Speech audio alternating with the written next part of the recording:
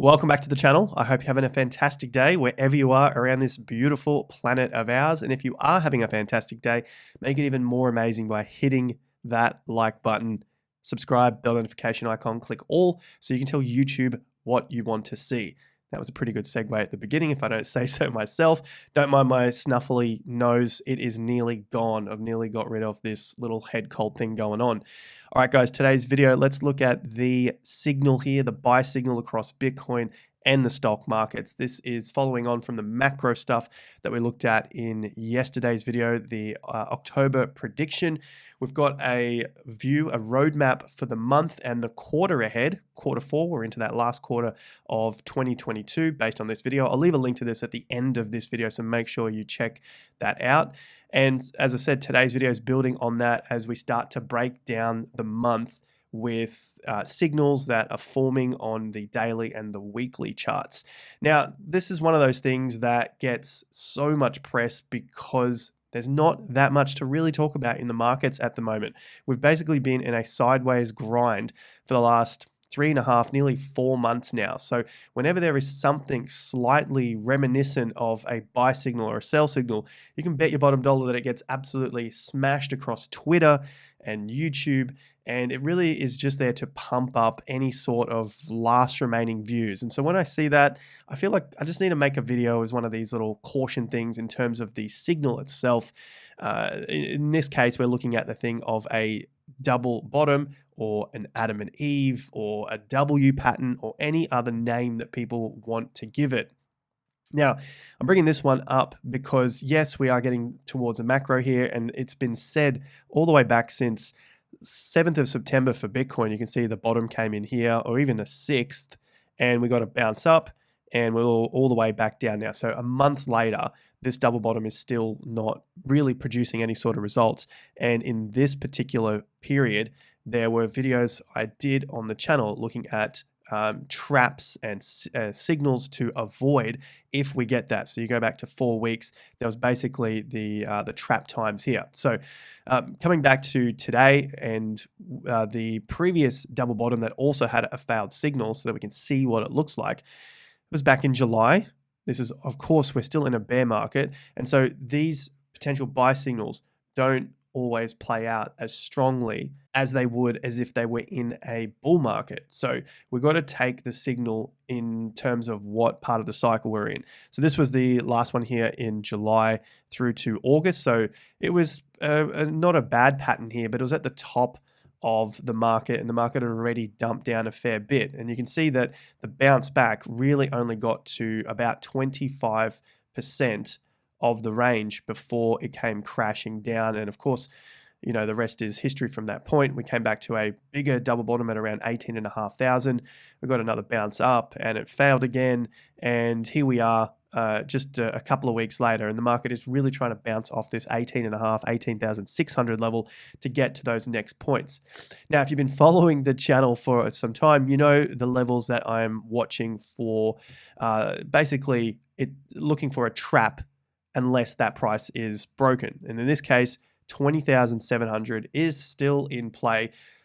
It might sound very repetitive to have these same levels, but if you're doing your own analysis and you keep coming up with the same number and the number continues to work in the market, that gives more strength to that number. So don't ever think that you've got to come up with multiple different numbers all the time. If you've found a number that the market is respecting in terms of patterns, whether that is the support and then the breakdown and then the resistance and so forth, then continue to use that number until it doesn't work anymore. The more times that you can come up with that number, the better it is. Obviously, we have to make sure we're not getting any sort of bias to using that number. You know, it can happen to any of us, but if you are getting that particular number, whatever it is, at whichever point in the market, it is going to be a lot stronger to continue to work with rather than trying to come up with new numbers all the time. We're obviously getting into some trading in today's video, a bit more on the shorter term than what we normally do, but this is all playing out in terms of the macro picture, just to give us a run-in and an understanding of what we could see in the coming weeks.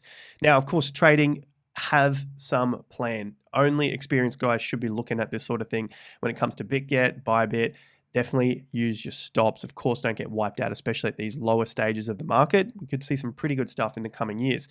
But if you are interested, check out the link, TIA Crypto, down below, $8,725. First 100 could also get up to $165 extra on that as well. So if you're interested, anyone can use this no matter which country you're from, what language you speak. Link is in the top of the video description. Now we've got two different types of double bottoms that we want to see here. We want to look at where the failures could be to the upside and the downside, and what the targets to the upside could be. So the double bottom, second bottom should be about 3 to 4% from the previous low. So the second bottom, that extra piece in the W, to ensure that we are going to get some sort of signal to the upside, basically to put it within the parameters of a double bottom. And then as it bounces away, we want to see the volume start to increase as well. So our double bottom differences in terms of percentage from the absolute low of June is 3.2% to the current lowest price. So it puts it well within that target. Now, some people might want to use the first high swing bottoms, or these major swing bottoms here at 18.6, and that should get it that extra a little bit closer from the bottom to the next bottom. Look, it's within the 3%. So it all works out. It all checks out in that regard. In the last 12 hours, Bitcoin has basically gone on a run of about 3%. So nothing huge yet. We haven't got a major breakout of any particular levels. We're still within the 18 to 20K zone, but it is trying to put in that next move up. And should it form some sort of confirmation in your particular plan of an entry signal, then from the current levels to around my next 50%, 21,400, that's about a 9% move. To the 20,700 level, remember that's what we've been following here for quite some time, it's about a 5.5% move. So in terms of the long-term stuff, it's not that big of a deal. I'm probably not going to worry about it so much. If it was a trade, there is trading potential now off this particular signal, especially with 5 to 9% to the upside, depending on what sort of leverage you decide to use. Looking at this double bottom from the perspective of an Adam and Eve double bottom, you can see we have a pointy end and then a rounded end. So you can make your assumptions of why this is called Adam and Eve. The confirmation to the upside is a break of the pointy section. So that would be the top right here.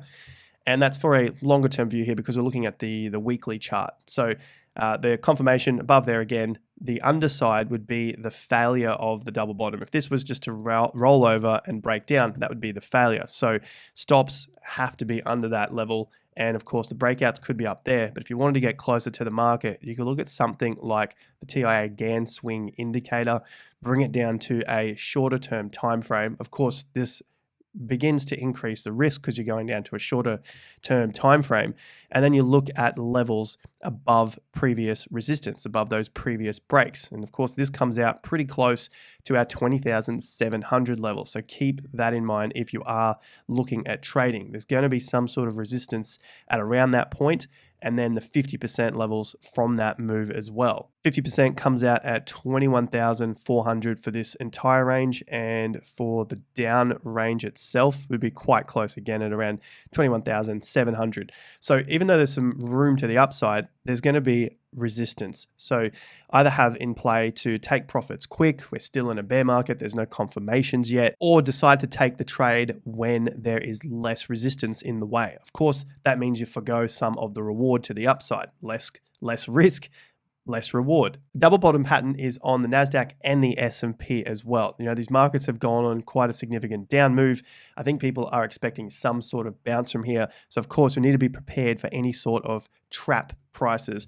You know, we've seen just even recently, I bring up the Ethereum merge quite often, but it's just human psychology in the market. People get very swept up in emotions. There'll be some sort of news that allows this thing to bounce. If this is in fact the case, we do get the bounce, and then people think that most of the stuff is over, we're going to be okay, and they sort of get in a little bit late, potentially around resistance levels. So if you see that happening, that's starting to form, especially with some of the fear easing off as we head into the resistance levels, just pay particular attention. Don't get swept up in the emotion. We're not in a clear bull market yet, so the likelihood is the market to reverse and come back and test some of those higher levels. So for the NASDAQ, the trap price I've got here is 11,800 based on the 50% levels of this move. So this recent weekly down move, and then a major 50% level here from the C19 low to the 2022 top.